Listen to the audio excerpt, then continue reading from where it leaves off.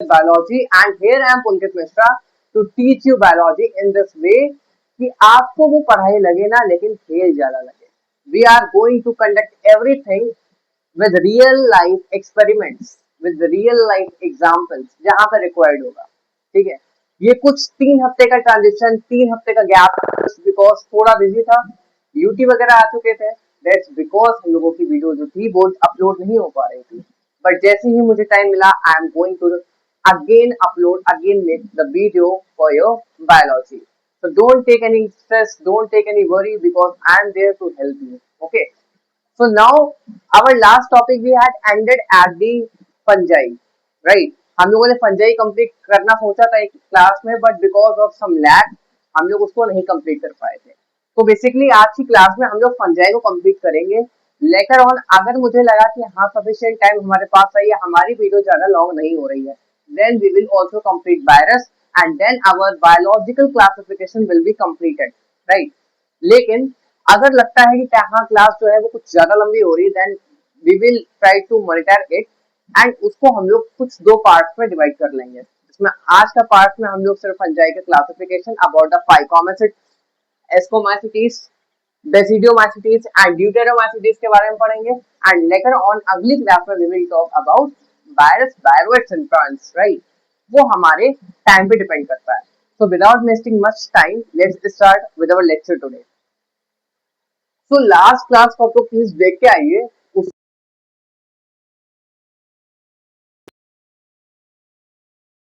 On the basis of their structure, right? या फिर on the basis of their habitat, they are basically classified into the phycomycetes, ascomycetes, basidiomycetes and deuteromycetes, right? If I talk about कि कौन कौन से factors होंगे जिनमें मैं इनको डिफरेंशिएट करूंगा.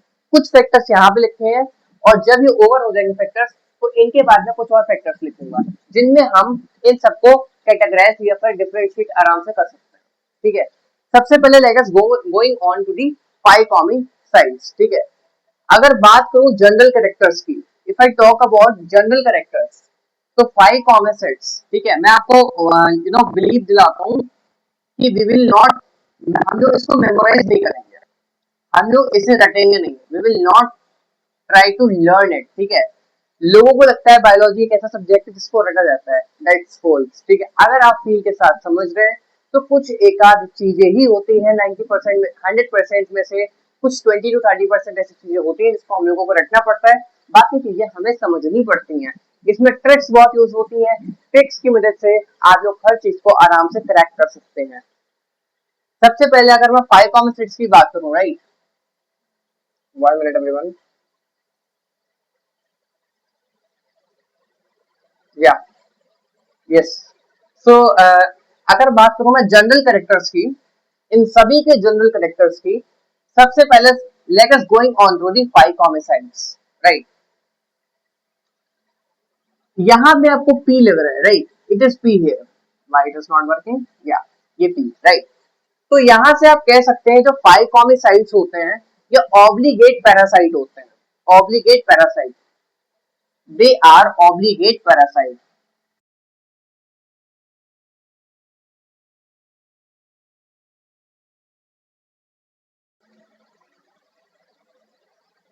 ठीक है, we are here to talk about the general characters of different types of fungi. First of all, phycomycetes are obligate parasites. It means कि ये फीड करते हैं अदर ऑर्गेनिज्म में लेकिन विदाउट एक्चुअल हार्मिंग देम. ठीक है, जैसे हमारे में पैरासाइट्स क्या होते हैं, जुए वगैरह हो जाते हैं सब में ना, तो these leads are basically parasites जो हमारी बॉडी का नरिशमेंट, हमारी बॉडी का खून पूरा चूस लेती हैं, लेकिन हम लोगों को पता नहीं चलता, एक सडन चेंज होता है. ठीक है, कुछ एक इंस्टेंटेनियस चेंज होता है, लेकिन ऐसा कहें कि आपको दर्द हो रहा है, दैट इज नॉट. ठीक है, तो विदाउट एक्चुअल हार्मिंग जो फीड करते हैं ऑर्गेनिज्म, उनके न्यूट्रिशन को पैरासिटिक न्यूट्रिशन भी कहते हैं और उनको हम लोग पैरासाइट्स कहते हैं. तो they are obligate parasites first of all. And पीछे पानी, ये पानी में रहते हैं, they are mostly aquatic animals, sorry not animals, they are mostly aquatic fungi.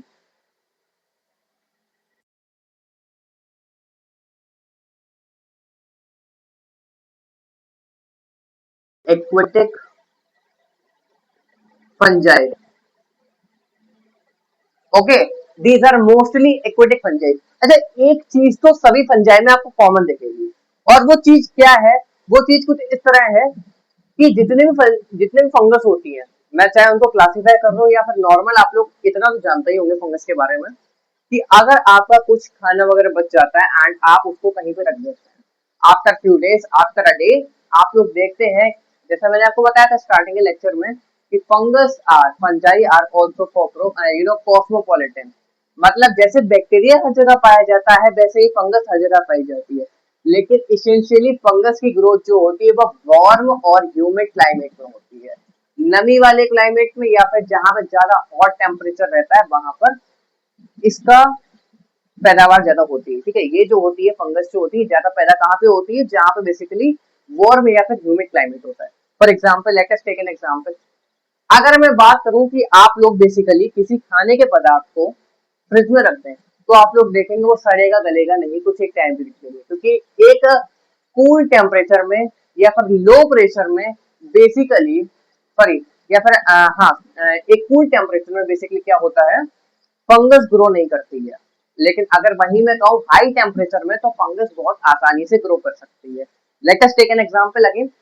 अगर मैं आपसे बात करूं, आपके दांत खाद खुजली फंगल इन्फेक्शन होते हैं, वो आपके ज्वाइंट्स में होते हैं, बगल के नीचे हो गया, राइट, यहाँ पे हो गए, these are joints, pubic areas में हो गया, ठीक है, चेस्ट के पास हो गया, दीज आर सम एरियाज जहां पे हमारी ज्वाइंट्स मिल रही हैं, ठीक है, या फिर जहां पे हमारा कुछ एरिया क्लोज हो रहा है, राइट। अब ये जो एरिया मेरा क्लोज हो रहा है यहाँ पे, ये जो एरिया मेरा क्लोज हो रहा है यहाँ पे, राइट, यहाँ पे फ्रिक्शन हो रहा होगा, डेवलप हो रहा होगा, हीट जनरेट हो रही होगी। अब जब हीट जनरेट होती है तो वहां पे फ्रिक्शन, मतलब फ्रिक्शन की वजह से हीट जनरेट हो रही है, वहां पे टेम्परेचर हाई होगा, तो वहां पर हम लोगों को फंगल इन्फेक्शन देखने को मिल जाता है, फंगस की ग्रोथ हो जाती है। तो ये एक जो पॉइंट में लिखने वाला हूँ, this is common for all the given classification of fungus, which is they are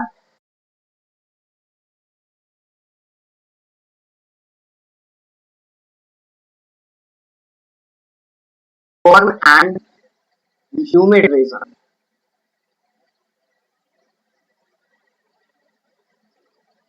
warm and humid region, ठीक है।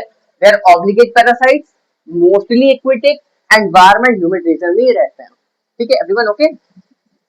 इसके बाद अब चले जाते हैं हम लोग एस्कोमाइसिटीज के थोड़े से जनरल कैरेक्टर्स के बारे में।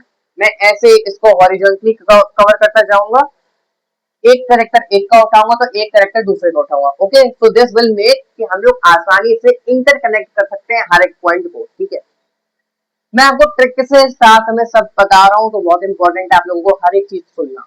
यहाँ क्या बताया मैंने, तो पी से पानी होता है, तो ये बेसिकली मोस्टली एक्वेटिक होते हैं।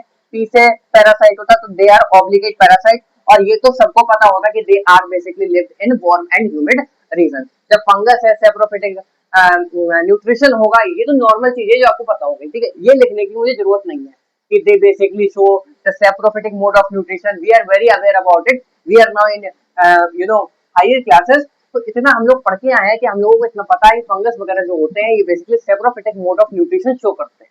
डन, चलिए एस्कोमाइसिटीज की बात करूं। अब आप एस्कोमाइसिटीज की जो स्पेलिंग होती है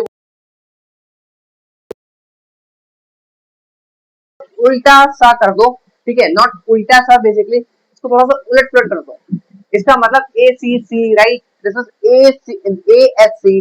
अब यहाँ से मतलब मैं क्या रिलेट कर सकता हूँ कि इसको सैक में कह सकता हूँ, ठीक है, मतलब ऐसे ही नॉर्मल पढ़ के देखो, ए सी सी एस्कोमाइसिटीज, तो सैक में कह सकता हूँ।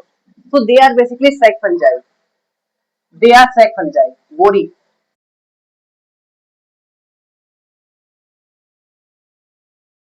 इनको सैक फंजाई कहा जाता है। इसके बाद दे आर बेसिकली, अब एक बात मेरी सुनो, एक कहानी सुनो, ठीक है। ए सी ए एस सी बताया, इंटरकनेक्ट करोगे तो सैक आ जाएगा। थोड़ा सा दिमाग लगाओ, थोड़ा सा याद करने की कोशिश करो, थोड़ा सा मेमोराइज करो इसको, तो सैक हम लोग याद रखेंगे। तो they basically they are basically sac fungi. अब बोरा है सैक, मतलब सैक का मतलब बोरा होता है, बोरी होती है। अब इस बोरी के अंदर बेसिकली गोबर पड़ा हुआ है, जस्ट इमेजिन कि किसी कोई बोरी है जिसके अंदर गोबर पड़ा हुआ है, ठीक है। तो उस एरिया में ये जो फंगस होती है वो ग्रो होती है। It is just a trick, कि सेक मतलब बोरी होता है और बोरी के अंदर गोबर पड़ा हुआ है, तो बेसिकली काउ डंग पड़ा हुआ है, तो हम लोग कह सकते हैं कि these fungi are basically coprophills. Coprophills वो होते हैं जो काउ डंग लविंग एनिमल्स होते हैं, काउ डंग लविंग एनिमल्स होते हैं जो गोबर के ऊपर पैदा होना पसंद करते हैं या फिर फीड करना पसंद करते हैं, उनको हम लोग कॉप्रोफाइल्स कहते हैं। ठीक है, everything is clear? Are you able to see everything? Yes, that's good. Okay, so fungi and coprophile in nature. Dung living. Why it is not working in that time? Yaar?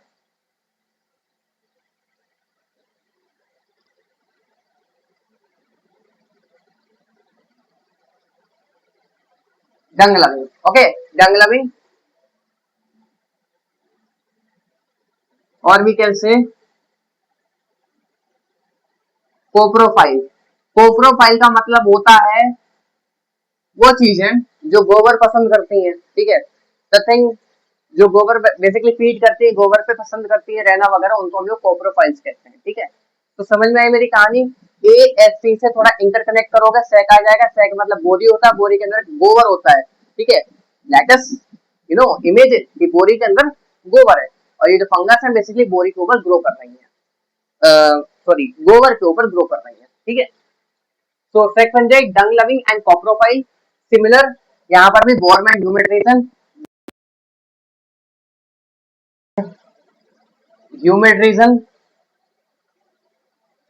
Reason.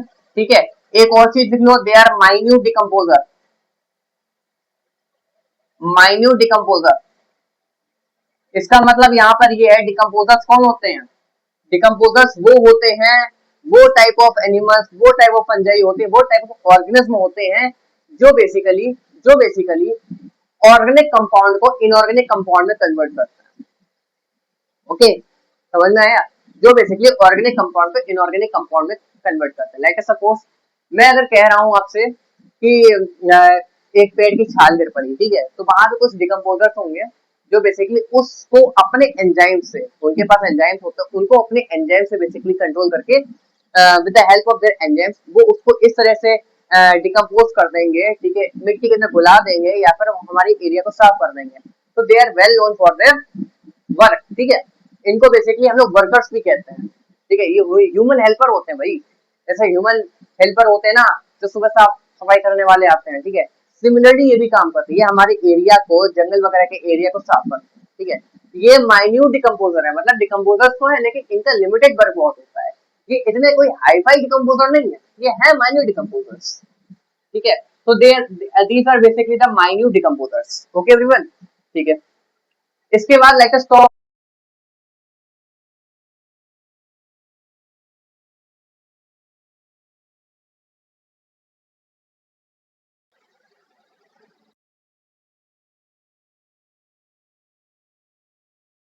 होंगे, sorry सुनी होंगी।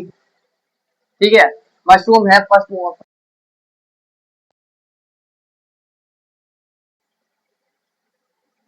ठीक है, इसके बाद similar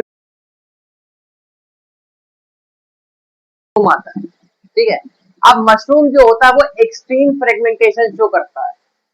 fragmentation का मतलब यहाँ पर ये है कि मशरूम में बेसिकली क्या होता है कि आप मशरूम को काट दें, जैसे आलू होता है, आलू को काट दो और उसको you know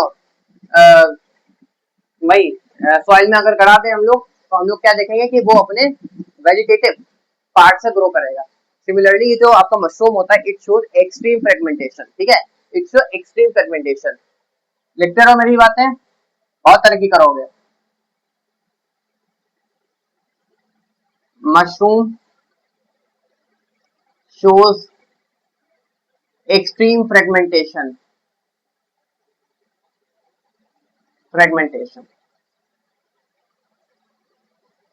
Let me check one thing.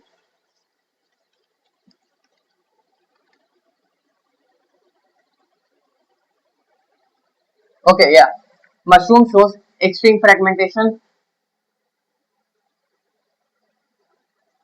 Okay, अब ये जब एक्सट्रीम फ्रेगमेंटेशन शो कर रहा है मतलब अपने वेजिटेटिव पार्ट्स के साथ खेल रहा है, राइट, अपने वेजिटेटिव पार्ट से ग्रो कर रहा है, तो बेसिकली इसमें asexual spores are absent. Asexual spore,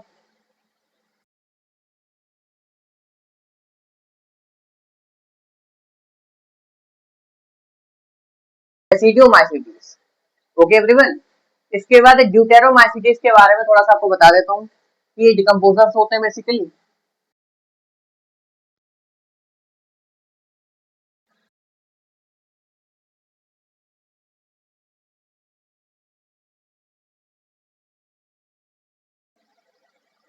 inorganic in the presence of several enzymes, enzymes यहाँ पे कैटलिस्ट हो जाता है एंजाइम्स के बिहेवियर के साथ में।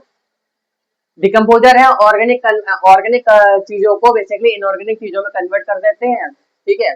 और एक तरफ से they basically help in nutrient cycling, nutrient cycling में हेल्प करते हैं, न्यूट्रिएंट साइक्लिंग।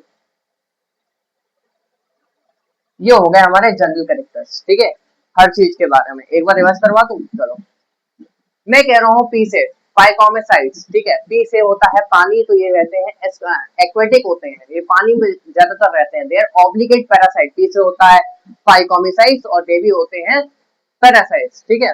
इसके बाद एस्कोमासिटिस, थोड़ा सा उलट पुलट करोगे एस्कोमासिटिस से पता चलेगा सैक होता है, एस का सैक, ठीक है। अब गोरे के अंदर होता है गोबर, गोबर में बेसिकली फंगस ग्रो करते हैं, ये कोप्रोफाइल होते हैं, मतलब बहुत ही ज्यादा इन्हें भाई पसंद होता है गोबर, ठीक है।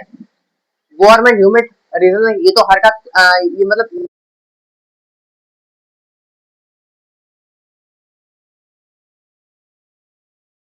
इडियोमाइसिटीज में मशरूम है, पॉकबॉल है, ब्रैकेट है। मशरूम शोज एक्सट्रीम फ्रेगमेंटेशन जिसकी वजह से asexual spores are absent. Decomposers deuteromycetes, D से ड्यूटेरोमाइसिटीज और डी से decomposers, they are basically decomposers and convert organic waste into the inorganic waste, nutrient cycling में हेल्प करते हैं, ठीक है। चलिए आगे का चलते हैं। बात करूं अगर हाइफे की, हाइफे बताया था ना कि इनकी बॉडी फॉर्म होती है माइसीलियम की। अब माइसीलियम की जो सब यूनिट होती है वो तो हाइफे होती है ना। हाइफे ऐसा होता है, दिख रहा है इधर का पार्ट, दिख रहा है क्या तुम लोगों को? हाँ हल्का दिख रहा है, चलो। ये होता है हाइफे। अरे यार ये तो चलता नहीं है, 1 मिनट एवरीवन। ये कुछ हाइफे ऐसे होते हैं, ठीक है, सिंगल स्ट्रैंड्स होते हैं, ऐसे ऐसे ऐसे, राइट। अब ये जब मिल जाते हैं, ये कुछ ग्रुप्स में हो जाते हैं ऐसे, तो ये माइसीलियम बना लेते हैं, दैट इज द फैक्ट, ठीक है।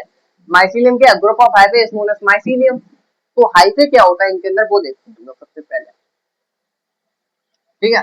चलो, अगर बात करूं यहाँ पे फाइकोमिसाइड्स के बारे में, ठीक है, इन तीनों का कुछ एक तरीके का हाइफे होगा, इसका अकेले का फाइकोमिसाइड का एक अकेला ऐसे इन चारों फंगस में से आपको मिलेगा जिसका हाइफे डिफरेंट होगा। तो ये मतलब इंपॉर्टेंट है नीट के पॉइंट ऑफ व्यू में। जो चीज एक्सेप्शन में होती है, जो चीज अलग होती है, वही नीट में पूछा जाता है एग्जैक्टली, ठीक है। बात करूं फाइकोमिसाइड्स के बारे में,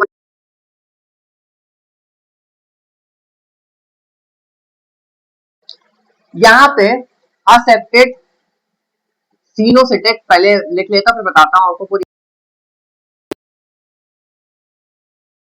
बट उससे पहले ये हमारा मार्कर तो चल जाए तो फिर दुनिया जिंगला होता है। चलिए मैं दूसरा लेता हूँ मार्कर, क्योंकि पता नहीं भाई पूरी पूरी इंक भरी हुई है, स्टिल इट्स नॉट वर्किंग। तो फॉल्ट इसका नहीं है, पता नहीं किसका है यार। हाँ ये चल रहा है, देखो कितना बढ़िया मार्कर है। So coenocytic, coenocytic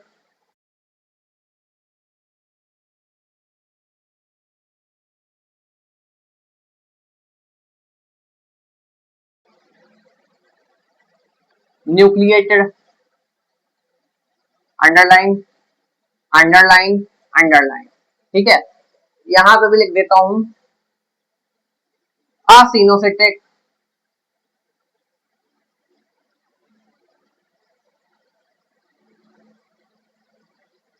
septate. देखें डिफरेंस, देखो आपको एक मिलेगा सीनोसिटिक असेप्टेड मल्टी न्यूक्लिएटेड, और यहाँ पे आपको मिलेंगे एस्को सॉरी असीनोसिटिक सेप्टेड और यूनी न्यूक्लिएटेड, न्यूक्लिएटेड, ठीक है। और यहाँ पे सिमिलरली देखा जाए, यहाँ पर भी सेम है, सेम एंड सेम, ठीक है। चलो भाई चलो, अब बात मेरी अच्छे सुनना, थोड़ा सा क्रिटिकल टॉपिक है, परेशान कर सकता है, बताता हूँ। मार्कर ले लो साथ में। देखो यहाँ पे मैंने लिखा है सिनोसिटिक असेप्टिक मल्टीन्यूक्लिएटेड, मतलब 5 साइट में आपको जो 5 साइट का फॉर्मेशन है या फिर उसका जो स्ट्रक्चर है उसमें जो माइसीलियम बना हुआ है वो बेसिकली उसमें आपको ब्रांच नहीं मिलेंगे, अनब्रांच्ड होता है। एक और चीज लिख लेते हैं, अनब्रांच्ड।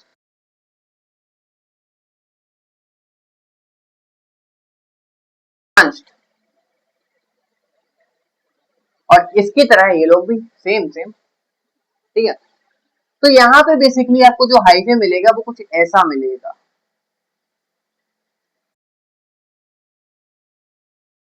तो असेप्टेट हो गया, यहाँ पर कोई भी सेक्टा नहीं है, सेक्टा का मतलब वॉल होता है, तो असेप्टेट हो गया, ठीक है। यहाँ अगर कोई सेक्टा नहीं है तो बेसिकली बहुत सारे न्यूक्लियस देखने को मिल रहे हैं, यहाँ पर बेसिकली बहुत सारे न्यूक्लियस देखने को मिल रहे हैं, इसलिए मल्टी न्यूक्लिएटेड हो गया। समझ में आई? इसलिए मल्टी न्यूक्लिएटेड हो गया। और सिनोसिटिक इज समथिंग लाइक अनब्रांच्ड वगैरह, गूगल वगैरह पे भी, ठीक है। एग्जैक्ट मीनिंग तो मुझे भी नहीं अभी ध्यान आ रहा है सिनोसिटिक का, बट इन सबको मिला के हम लोग कह सकते हैं कि coenocytic aseptate multi nucleated unbranched hyphae हम लोगों को बेसिकली देखने को मिलता है फाइकोमी साइट्स में। फाइकोमी साइट्स में वी आर गोइंग टू सी,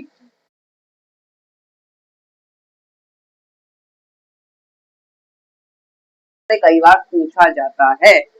यहाँ बात करूं तो असिनोसिटिक सेप्टेड यूनी न्यूक्लिएटेड ब्रांच होता है, मतलब यू, ये सेप्टा लगता है, एक एक न्यूक्लियस एक एक सेप्टा में होगा तो यूनी न्यूक्लिएटेड। और अगर सेप्टा लग गया इसका मतलब असेप्टेट हो गया ये, तो सॉरी सेप्टेट हो गया, सेप्टा लग गया ना तो इसके पास बॉल हो गई है तो सेप्टेट हो गया।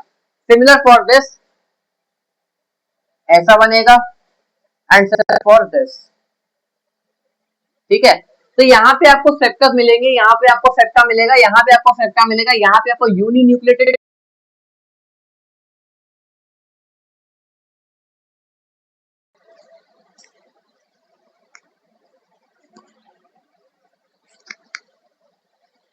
हाँ, यहाँ पे यूनी न्यूक्लिएटेड कंडीशन, यहाँ पे यूनी न्यूक्लिएटेड, यहाँ पे मल्टी न्यूक्लिएटेड।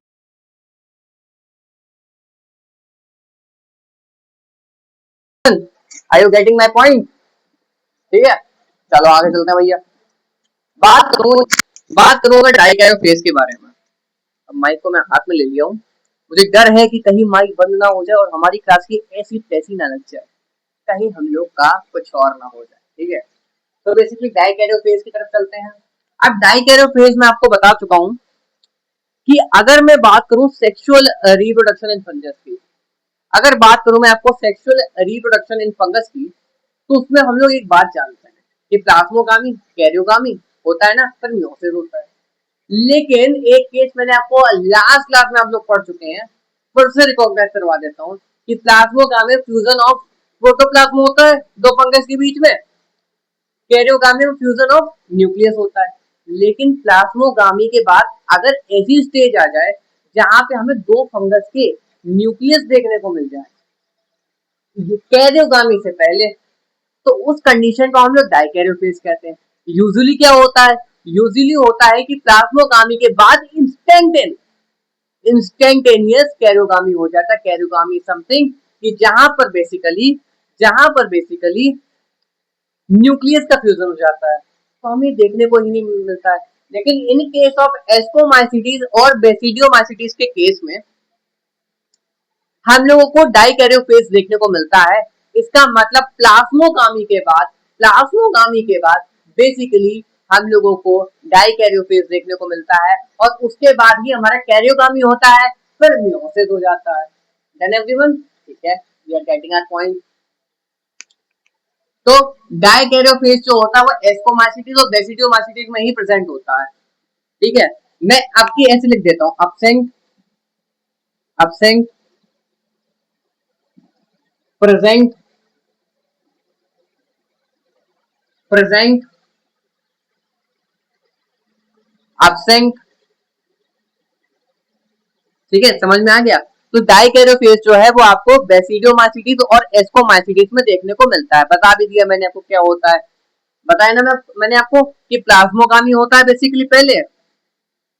मैं यहीं पे लिख देता हूँ फिर इरेज कर दूंगा। यहाँ देखो आप लोग, सबसे पहले प्लाज्मोगामी,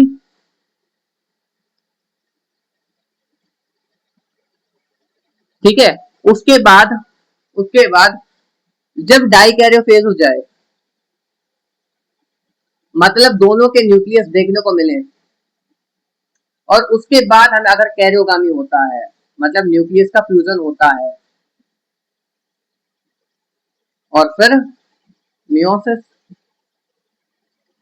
तो हम लोग कह सकते हैं कि यहाँ डाइकैरियोफेज प्रेजेंट होता है, जो कि सिर्फ हम लोगों को ये जो चीजें होती हैं, मतलब ये जो डाइकैरियोफेज है, ये सिर्फ हम लोगों को बेसिडियोमाइसीटीज और एस्कोमाइसीटीज में देखने को मिलता है, ठीक है। इसको इरेज कर देते हैं क्योंकि यहाँ का ये पॉइंट नहीं है और खाली मूली में ये आपको कंफ्यूजन प्रोवाइड करवाएगा।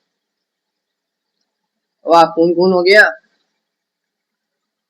गर्मी बहुत हो रही है एक तो यार। रिप्रोडक्शन पे आ जाओ, ठीक है, रिप्रोडक्शन पे आ जाओ भाई। सबसे पहले असेक्सुअल की बात कर ले रहे हैं, पर वेजिटेटिव, चलो वेजिटेटिव की बात करते हैं पहले। Similar kind of vegetative reproduction होता है जिसको हम लोग फ्रेगमेंटेशन कहते हैं।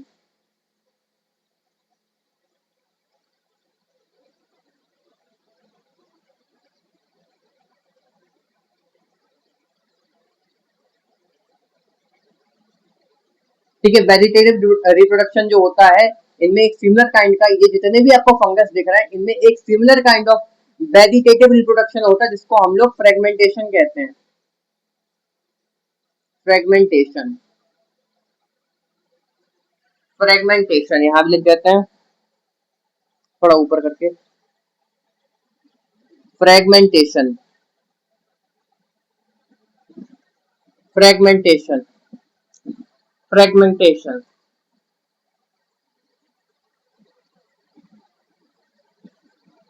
ठीक है। इसका मैं आपको एक चीज लिखवाने भूल गया था एस्कोमाइसिटिस के बारे में, कि एस्कोमाइसिटिस में आपको जैसे एस का है ना, ऐसे आपको एक रिलेट कर लीजिए कि इसमें आपको एग्जांपल मिलेगा ईस्ट का, जो कि यूनिसेलुलर फंगस होती है, ठीक है। ईस्ट आपको देखने को मिलेगा जिसको हम लोग सैक्रोमाइसिस कहते हैं, ठीक है। उसका जो साइंटिफिक नेम होता है उसको सैक्रोमाइसिस कहा जाता है, इसीलिए यहाँ पे सैक नाम आया था, ठीक है, सैक्रोमाइसिस, ठीक है। तो इस केस में क्या होता है, इस केस में वेजिटेटिव रिप्रोडक्शन में फ्रेगमेंटेशन के साथ साथ बडिंग भी होता है। भाई पढ़ा नहीं है नाइन्थ में, टेंथ में, कि जो ईस्ट होती है, एक shows budding as well as fragmentation. Budding, fission, सब देखने को मिलता है यहाँ पे। फिजन, ठीक है। और अगर मैं आपको, मतलब इन सब के बारे में मैंने आपको बता दिया वेजिटेटिव के बारे में, अगर मैं आपको थोड़ा बताना चाहूँ असेक्सुअल स्पोर के बारे में, ठीक है, सॉरी असेक्सुअल रिप्रोडक्शन के बारे में, तो बेसिकली फंगस जो होते हैं वो असेक्सुअल रिप्रोडक्शन फर्दर स्पोर करते हैं। इनके पास स्पोर होते हैं जो बेसिकली असेक्सुअल रिप्रोडक्शन के दौरान करते हैं, ठीक है। जैसे अगर बात मैं करूं सबसे पहले फाइकोमेसीड्स के बारे में, तो इनके पास जो असेक्सुअल स्पोर होता है, जो कि वेल नोन होता है इनके असेक्सुअल रिप्रोडक्शन के लिए, वो होता है वो होता है जू स्पोर, जू स्पोर और एप्लेनोस्पोर, एप्लेनो स्पोर, ठीक है। जू स्पोर एंड एप्लेनोस्पोर, ये असेक्सुअल रिप्रोडक्शन है, ठीक है। जू स्पोर और एप्लेनोस्पोर नाम के स्पोर्स होते हैं जो हेल्प करते हैं फाइकोमिसाइड्स को बेसिकली उनके असेक्सुअल रिप्रोडक्शन के लिए, ठीक है। इसके बाद इफ वी टॉक अबाउट किसके बारे में हम लोग बातें करें, अगर मैं बात करूं बेसिकली एस्कोमाइसिटीज को, तो एस्कोमाइसिटीज का जो असेक्सुअल रिप्रोडक्शन होता है इसको रिलेट करो ड्यूटेरोमाइसिटीज के असेक्सुअल रिप्रोडक्शन से। इनके असेक्सुअल रिप्रोडक्शन में जो स्पोर यूज होता है उसको कोनिडियो स्पोर कहते हैं, कोनिडियो स्पोर, और यहाँ पर भी कोनिडियो स्पोर,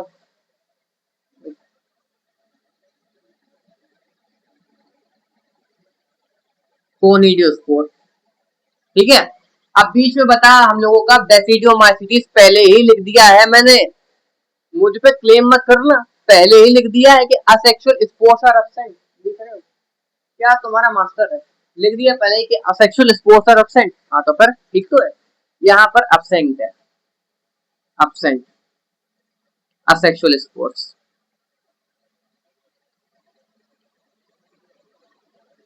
ठीक है। तो क्या रिप्रोडक्शन में सबसे पहले हम लोगों ने बात करी वेजिटेटिव रिप्रोडक्शन की, जिसमें हम लोगों ने बात करी fragmentation, budding, fission, fragmentation and fragmentation. पर असेक्सुअल स्पोर के बारे में, जू स्पोर, एप्लेनोस्पोर, कोनिडियोस्पोर, असेक्सुअल स्पोर इसमें एब्सेंट होते हैं और यहाँ पर भी कोनिडियोस्पोर। ठीक है। तो एस्कोमाइसिटीज का जो स्पोर होता है it is similar to the deuteromycetes spore. ठीक है। अब आगे चलो भाई लोग, कुछ पॉइंट्स और रहेंगे, फिर हम लोग इस टॉपिक को बाइंड अप करेंगे, अपनी क्लास को भी बाइंड अप करेंगे। ठीक है। हम लोगों को ज्यादा आगे नहीं भागना, ऑलरेडी हम लोगों के 2 चैप्टर कंप्लीट होने वाले हैं इसके बाद। ठीक है। एक मिनिमम क्लास और लूंगा, कल या परसों में हो जाएगी, पर इसके बाद बेसिकली आपका ये चैप्टर ओवर हो जाएगा। कुछ पॉइंट्स और हैं, क्रिटिकल पॉइंट हैं जो मैं आपको और अच्छे से करवाना चाहता हूँ बेसिकली, तो उनको आप लोग देख लीजिए प्लीज। ठीक है। वेयर इज माई कपड़ा टू वॉश दिस, राइट। चलिए भाई,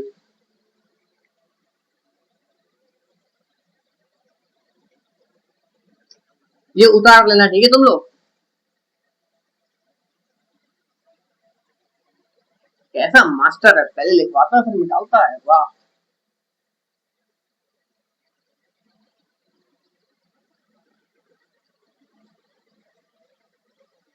कुछ क्रिटिकल पॉइंट्स हैं वो आप लोगों को लिखवा देता हूँ, इंपॉर्टेंट है एग्जाम पॉइंट ऑफ व्यू से। ठीक है एवरीवन, चलो भाई देखते हैं।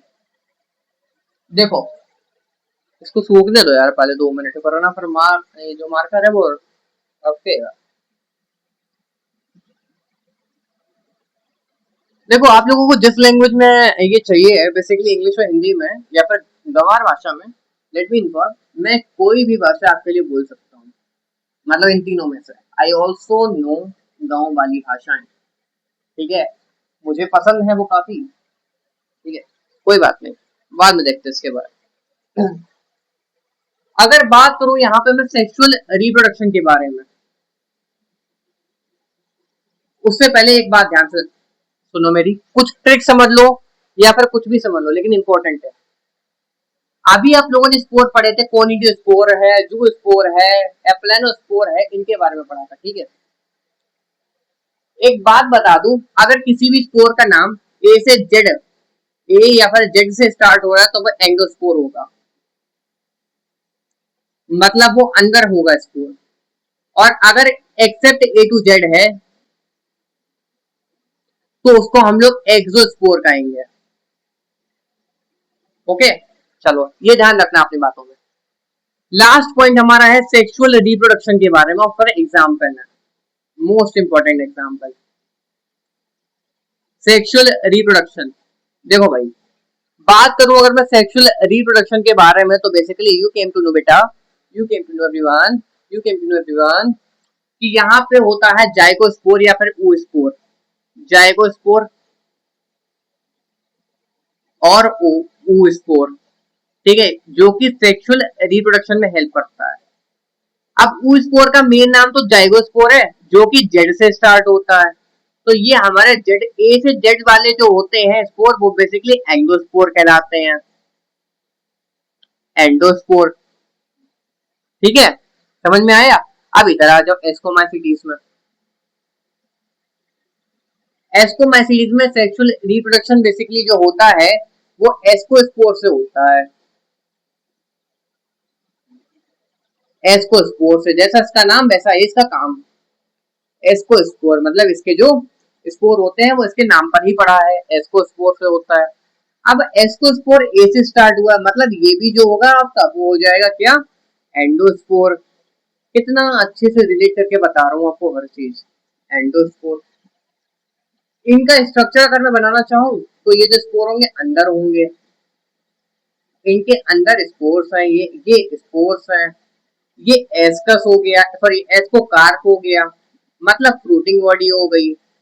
ये एस्कस हो गए, स्पोरेंजिस को कहते हैं, एस्कस हो गए, और इसके अंदर एस्कोस्पोर देखने को मिलेगा। वाह भाई वाह, क्या डायग्राम बनाया मस्त आपने। ठीक है। अब बात आ जाओ बेसिडियोमाइसिटीज के बारे में। अगर बात करूं बेसिडियोमाइसिटीज की, तो यहाँ पे बेसिडियो स्पोर होते हैं। अब इसके बारे में एक इंपॉर्टेंट चीज है, ध्यान रखना, बेसिडियो स्पोर। सबसे पहले उसका स्पोर वाला बता देता तुम लोगों को। बेसिडियो स्पोर होता है, बी से है तो एक्सोस्पोर होगा, एक्सोस्पोर। इसका स्ट्रक्चर कुछ ऐसा होता है, ये बाहर स्पोर होते हैं, ये बाहर स्पोर होते हैं बेसिकली। तो ये तो हो गया आपका बेसिडियम, सॉरी बेसिडियोकार, मतलब फ्रूटिंग बॉडी। स्पोर कब बनता है? जब फ्रूटिंग बॉडी बनती है। फ्रूटिंग बॉडी कब बनती है? जब कुछ कंडीशन वर्स्ट हो, जब कंडीशन बेकार होती है तब होती है, मतलब अननेसेसरी या फिर बेकार कंडीशन में बेसिकली, नॉट फेवरेबल क्लाइमेट में या फिर वेदर में basically they can make a sexual spore, जो कि फ्रूटिंग बॉडीज के बाद बनते हैं, बेसिडियोकार, बेसिडियम, ठीक है, और बेसिडियो स्पोर, स्पोर लिख देते हैं, ठीक है। अब देखो, इनके पास सेक्सुअल स्पोर तो होता है, इनके पास सेक्सुअल स्पोर तो है भाई, लेकिन इनके पास सेक्स ऑर्गन्स आर एब्सेंट है, सेक्स ऑर्गन्स यहाँ पर एब्सेंट होते हैं, सेक्स ऑर्गन्स आर एब्सेंट, तो कोई फायदा ही नहीं है इनका। इट मीन्स कि ये सेक्सुअल रिप्रोडक्शन कर ही नहीं सकते हैं, sex organs are absent, present लिख दिया, एब्सेंट, ठीक है, इंपॉर्टेंट, वो नहीं होते हैं, सेक्सुअल स्पोर नहीं होते हैं भाई, नो, एब्सेंट, इसलिए इन्हें इम्परफेक्ट, इम्परफेक्ट फंजाई भी कहा जाता है, ठीक है। यहाँ पे सेक्स ऑर्गन एब्सेंट है लेकिन सेक्सुअल स्पोर बन रहे थे, यहाँ पे सेक्सुअल स्पोर ही नहीं बन रहे भाई, इसलिए इनको इम्परफेक्ट फंजाई कहा जाता है। आ जाओ जल्दी से एग्जांपल्स के ऊपर, लेकिन उससे पहले एक बार रिवाइज करवा देता हूँ। यहाँ पे sexual reproduction, zygospore, oospore, Z से स्टार्ट हो रहा, एंडोस्पोर, एस्कोस्पोर है, एस्कस में एंडोस्पोर है, इसका कुछ ऐसा डायग्राम बनेगा, बेसिडियोस्पोर, एक्सोस्पोर, ऐसा डायग्राम, सेक्सुअल स्पोर एब्सेंट है, इम्परफेक्ट फंजाई, यहाँ पे सेक्स ऑर्गन्स आर एब्सेंट, ठीक है। एग्जांपल्स, एग्जाम्पल्स बहुत इंपॉर्टेंट एग्जाम्पल्स, ट्रिक से याद करवाऊंगा। रैंप, रैंप वॉक सुनी है? रैंप वॉक, रैंप वॉक भाई लड़कियां करती है जिसमें तुम लोग देखते हो, ठीक है, रैंप वॉक उसको कहते हैं, रैंप वॉक। तो आर से हो जाता है राइजोपस, राइजोपस, ए से हो जाता है एल्ब्यूगो, एल्ब्यूगो, एम से हो जाता है अभी क्या होता है, अरे यार एक एग्जांपल याद नहीं आ रहा है,